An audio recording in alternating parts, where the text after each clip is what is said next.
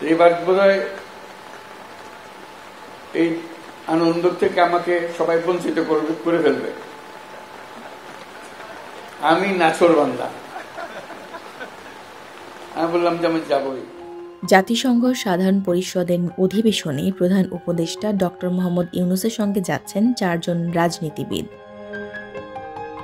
তারা হলেন বিএনপি মহাসচিব মির্জা ফখরুল ইসলাম আলমগীর, জামায়াতে ইসলামের নায়েবে আমির সৈয়দ আব্দুল্লাহ মোহাম্মদ তাহের, জাতীয় নাগরিক পার্টির মহাসচিব আখতার হোসেন ও বিএনপির ভারপ্রাপ্ত চেয়ারম্যান তারেক রহমানের পররাষ্ট্র বিষয়ক উপদেষ্টা হুমায়ুন কবির। আগামী 21 সেপ্টেম্বর রাতে তারা প্রধান উপদেষ্টার সঙ্গে যুক্তরাষ্ট্রের উদ্দেশ্যে রওনা দেবেন। 2 অক্টোবর দেশে ফেরার কথা রয়েছে। যাবার অনেক আকর্ষণও ছিল।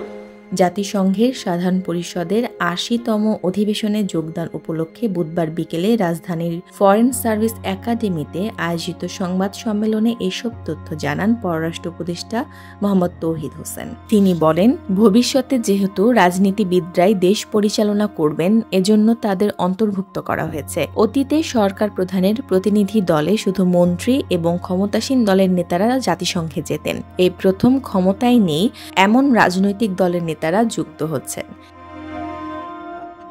এ সফরে যুক্তরাষ্ট্রের প্রেসিডেন্ট ডোনাল্ড ট্রাম্পের সঙ্গে প্রধান উপদেষ্টার কোনো বৈঠক হবে কিনা এমন প্রশ্নে তৌহিদ হোসেন বলেন, এ ধরনের আয়োজনে কিছু বৈঠক যুক্ত হয়, কিছু বৈঠক বাতিল হয়।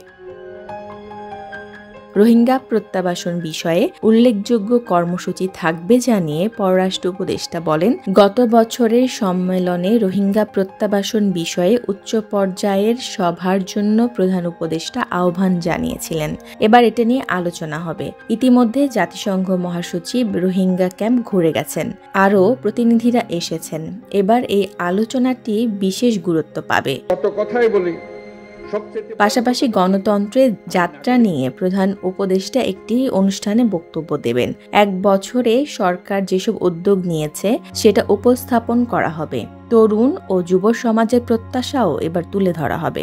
বিদেশ সফরে গেলে উপদেষ্টারা বিব্রতকর পরিস্থিতির মুখোমুখি হচ্ছেন, এ বিষয়ে সরকারের আগাম কোনো প্রস্তুতি আছে কিনা জানতে চাইলে তিনি বলেন, সর্বশেষ তথ্য ও সম্প্রচার উপদেষ্টা মোহাম্মদ মাহফুজ আলমের ঘটনার বিষয়ে লন্ডনে আগে থেকেই প্রস্তুতি ছিল। যে গাড়িটিকে হেনস্থা করা হয়েছে সেটাতে মাহফুজ ছিলেন না। নিউ ইয়র্কে 3 হাত দূরে দূরে পুলিশ সদস্যরা দায়িত্ব পালন করেন, কিন্তু ওইসব দেশে কেউ মিছিল করলে তারা বাধা দেয় না। নাশকতা করলে পুলিশ দ্রুত ব্যবস্থা নেয়। নিউ ইয়র্কে এরকম হেনস্থার ঘটনা ঘটা অস্বাভাবিক কিছু নয়। এটা ঠেকানোর উপায় বাংলাদেশে নেই বলেও জানান পররাষ্ট্র উপদেষ্টা। দেশ সময় নিউজ ডেস্ক।